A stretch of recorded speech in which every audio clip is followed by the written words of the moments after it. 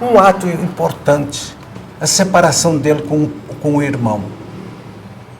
Como foi? Separaram as empresas, separaram as coisas particulares. Quantos dias eles brigaram? Inteligentíssimos, sentou-se um com o outro. E no outro dia estavam separados. Ninguém nem sabia. Ninguém nem sabia. Foram inteligentes. Essas coisas são formidáveis, essas coisas precisam ser avaliadas. É espírito de sabedoria. Espírito de sabedoria.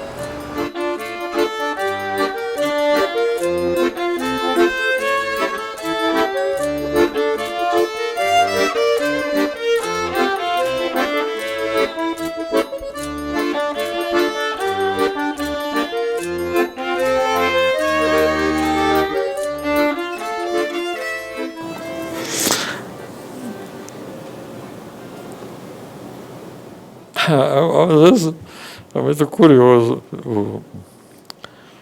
É muito comum a pessoa afirma desentender. Muito comum, né?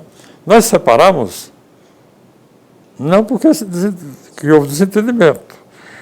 Ao contrário, na separação, o João ainda insistiu para eu ficar sócio na fábrica, fazer uma separação na parte comercial, alguns, mas ficar nas fábricas. Eu fiquei somente na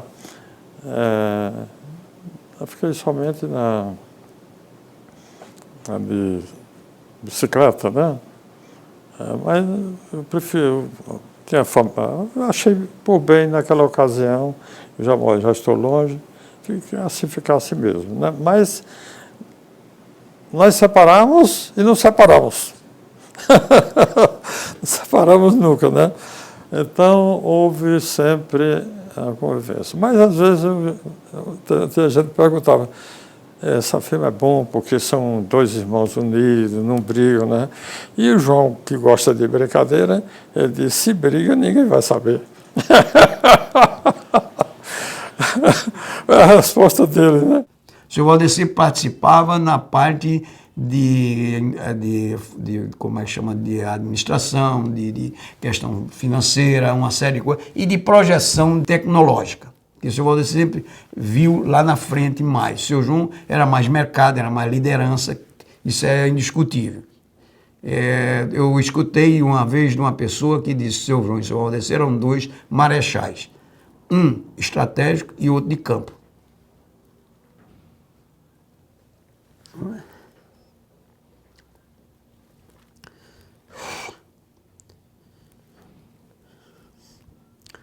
O de campo você já deve conhecer. Porque, na realidade, quem sempre foi para a luta foi seu João.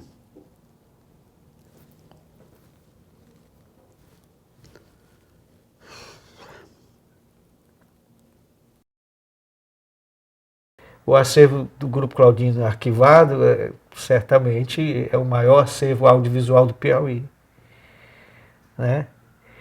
Certamente, porque a política de cultura do Grupo Claudino foi uma política mais sistemática, mais organizada e mais competente do que a do Estado. E também o que eu acho e sempre achei é que ele, pessoalmente ele, impregnava ao grupo, evidentemente que é um grupo capitalista, é um grupo que precisa ter lucro, mas ele tinha uma preocupação enorme da promoção pessoal do homem, das pessoas. Quando ele via o talento, ele tinha aquela preocupação. Na partida de João fiquei partido e nossa arte virou um espelunca. Só que João tá mais vivo do que nunca, sua imagem não sai do meu sentido. Olha, quando eu ouço um violeiro, uma viola, uma canção de uma viola, isso aí vai lembrar muito dele, né? Porque ele era fã. É fã de repentista, de violeiro, fã. Gostava muito da cultura. Gostava... que não lembra aquelas grandes festas que ele fazia com todo prazer, com toda dedicação, as festas de confraternização, aqueles shows nas lojas, aqueles bingo, aquelas coisas. Gente, é muita coisa que a gente lembra de Seu João. Como é bom relembrar o tempo que nós construímos aqui essa casa. Porque a poesia, somente ela talvez sabe traduzir determinadas situações da nossa vida. Você só apelando para a poesia, você vê uma tradução certa. E eu me empolguei. Eu digo, vou fazer uma casa do cantador. Vou fazer a casa do cantador. Vim escolher esse local. Esse local aqui, achei muito agradável. Tinha um morro. Em 1984, 85. Dentro de 30 dias, estava feita a casa do cantador. Eu admiro um Ivanildo Villanova, um Pinto de Monteiro, um Patativa do Assaré, o Sebastião da Silva, Sebastião Ferreira, Sebastião Dias, Moacir Laurentino, Geraldo Amâncio, tanto quanto um outro que vem lá com a viola, entendeu? Para mim, está tudo do mesmo tamanho, os violeiros.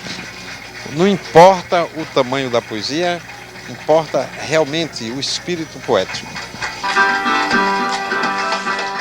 É esse o nosso ambiente construído com amor.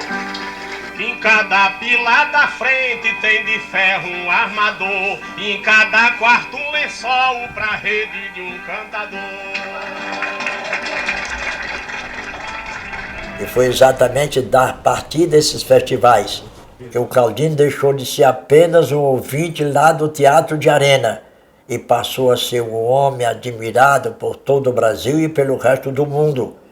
Porque aqui naquele Teatro de Arena, onde ele estava comigo, nos festivais, nós atendemos a centenas, dezenas de vezes em que pesquisadores do mundo inteiro lá estiveram pesquisando a literatura de cordel, lá estiveram conversando com o João, lá ficaram encantados com o João Claudino. Todos são violeiros, né? Todos são violeiros. Você é de onde? Eu sou de Cajazeiras. Cajazeiras. Eu sou cearense e atualmente estou morando em São José de Ribamar, São Luís, Maranhão. Eu sou de Pernambuco. Pernambuco. Sou de Caxias. Caxias, Maranhão. Olha, tudo.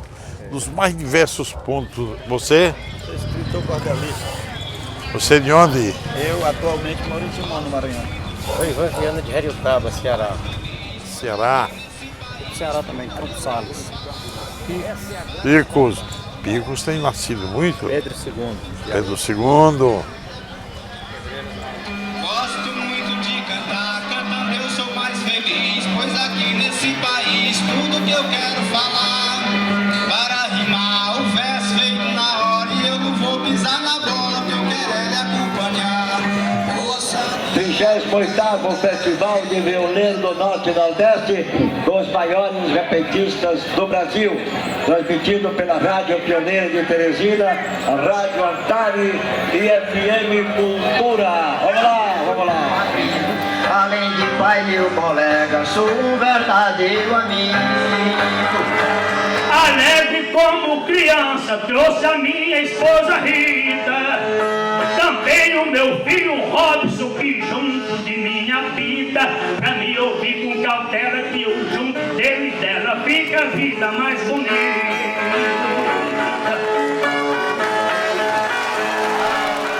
Havia nele um caráter do reconhecimento dos grandes artistas, mas havia uma certa simpatia pelos pequenos que precisavam de reconhecimento.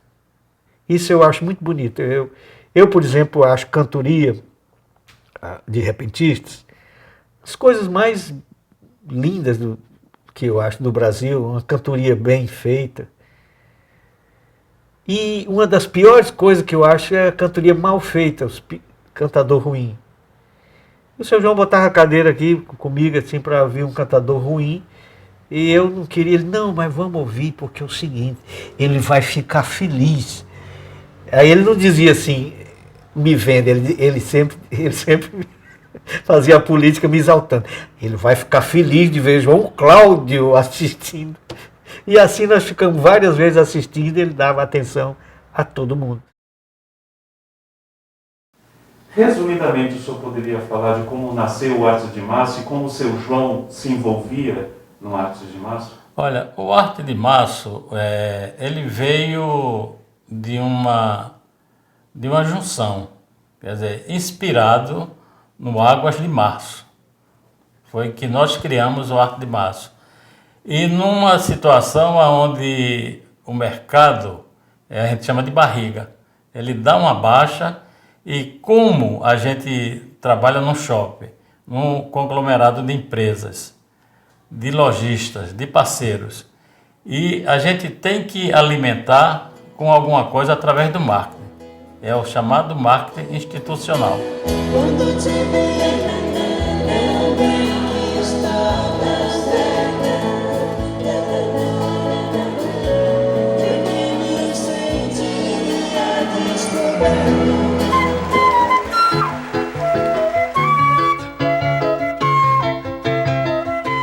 O que acontece? Nessa barriga de março nasceu esse projeto, que é um projeto cultural que eu acho que desde o tempo que ele foi criado, só em 2020 não houve por causa da pandemia. Ele parou após o primeiro show.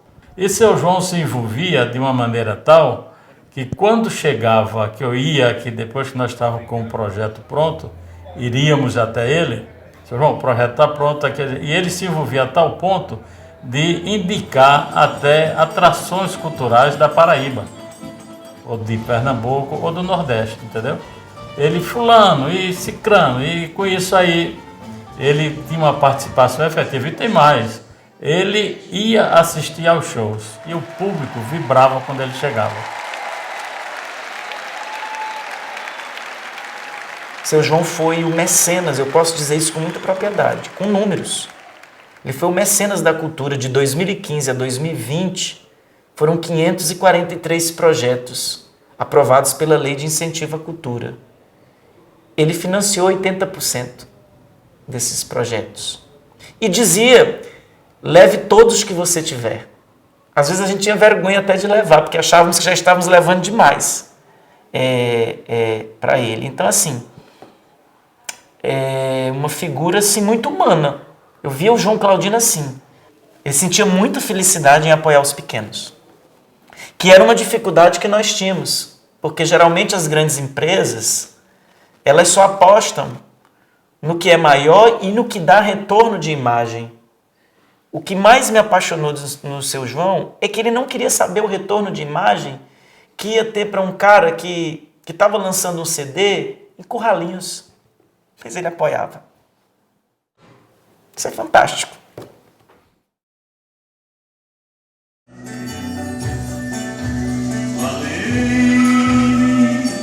Lá no Iraúna, ele fundou a FELC, a Fundação Clica Claudino.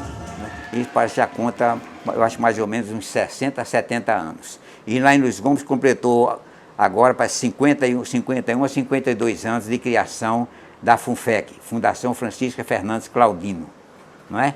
São uns órgãos de assistência à juventude, à infância, ao adolescente e até ao idoso.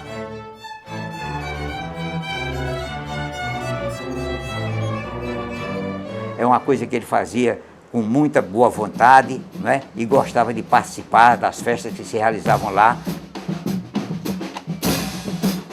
Ele tinha o prazer dele mesmo lá da mesa dirigir esses trabalhos e chamar cada um para receber aquele troféu, né?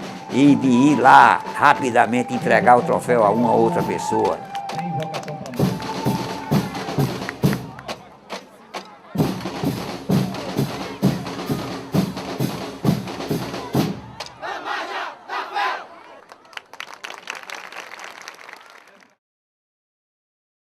João sempre foi um cara altamente inteligente. Parecia que João não era nem normal. Eu pensava que João não era nem normal, que ele não era, ele fugia da normalidade. Eu considero um João fora da curva. É um gênio. Para mim, ele sempre foi um gênio. A visão dele era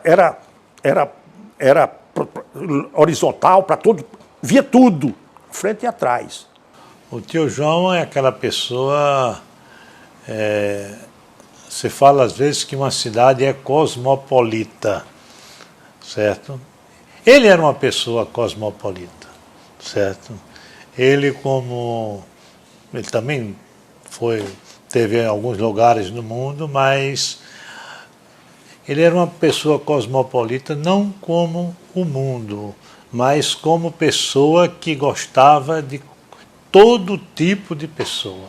Desde o primeiro momento que eu vi, pela sensibilidade que nós mulheres, é importante, me permita, por favor, dizer, não é? De que a gente tem essa sensibilidade, que não tinha envolto naquele cidadão, naquele empreendedor, alguém inatingível. Muito pelo contrário, alguém de prazeroso de conversar, alguém que tinha esse sentimento,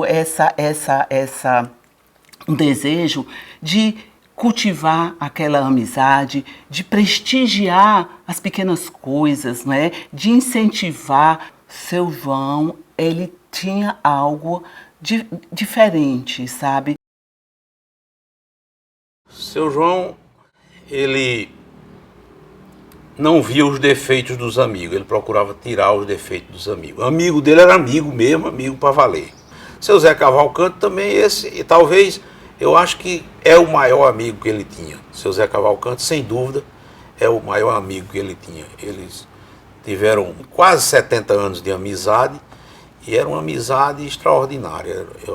Sem dúvida, isso ele me disse, que o maior amigo dele era, isso aí seu João me disse, que o maior amigo dele era seu Zé Cavalcante. Nesses 90 anos que eu fiz uma festa, e o desejo também muito grande dele fazer a festa dele de 90, que ele sempre dizia, eu vou fazer minha festa de 90 anos, se Deus quiser.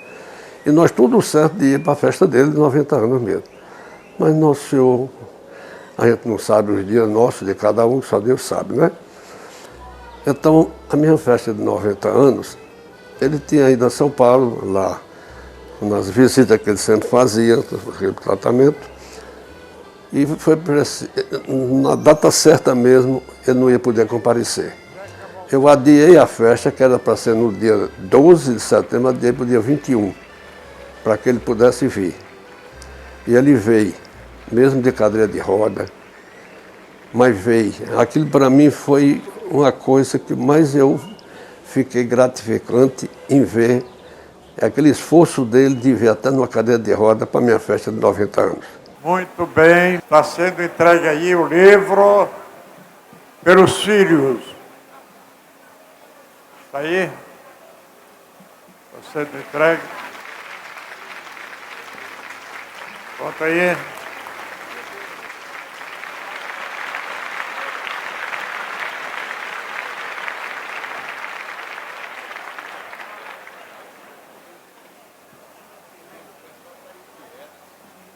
Meu caro amigo José Cavalcante, e lá vão os 90 anos desde que em Cajazeira você chegava esse mundo.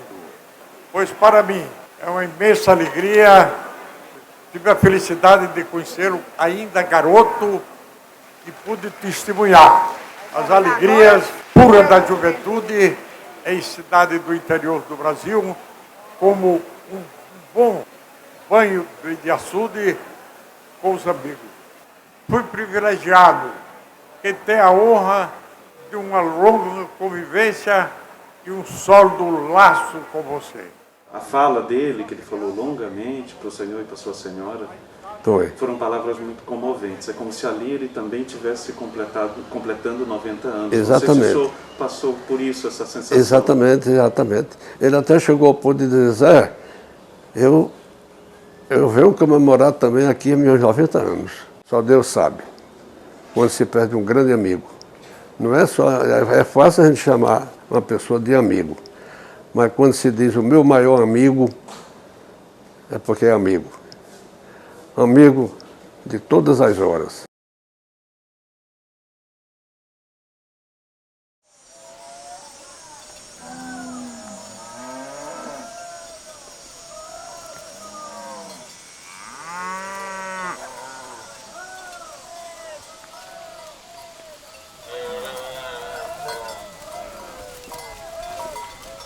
Seu João chegava numa fazenda e ia perguntar sobre o cachorro, se a cachorra já deu cria, se olhar se os cachorros estão alimentados. Quer dizer, um homem de tantos negócios, coisas tão grandes, ele ia se preocupar se o cachorro era valente, se o cachorro era manso.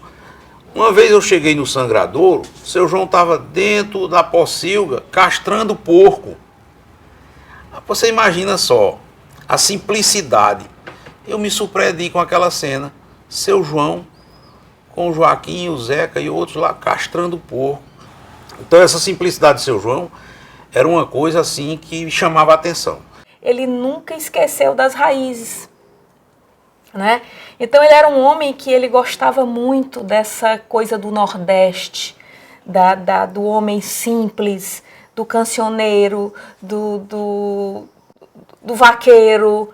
E eu também, em certa medida, gosto muito a gente tinha uma afinidade de gostar muito dessas coisas. Além da questão profissional, que nós éramos muito distantes, até porque pela minha profissão eu tenho que manter uma distância, mas do ponto de vista dos hobbies, dos gostos, nós tínhamos esse lado comum. Certa vez, eu estava lá na fazenda, você sabe, né? Bota, calça e tal, bem descontraída. Eu estava, acho que até vacinando a minha criação junto com o meu funcionário.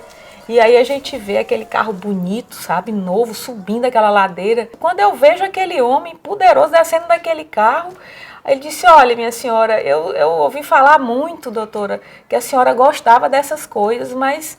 E resolvi vir conhecer aqui como é que era. E de repente eu tô aqui pra ver. Eu digo, meu Deus, eu tomei um susto. E fiquei toda, mas vamos lá, eu só venho conhecer, eu vou lhe apresentar aqui as minhas instalações.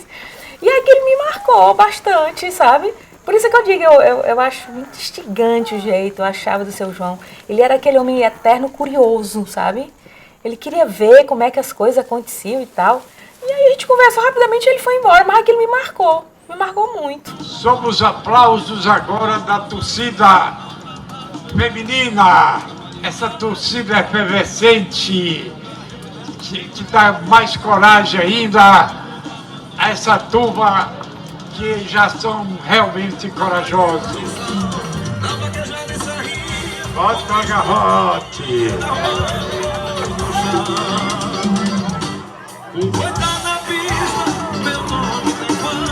Convidando para uma brincadeira mesmo, né?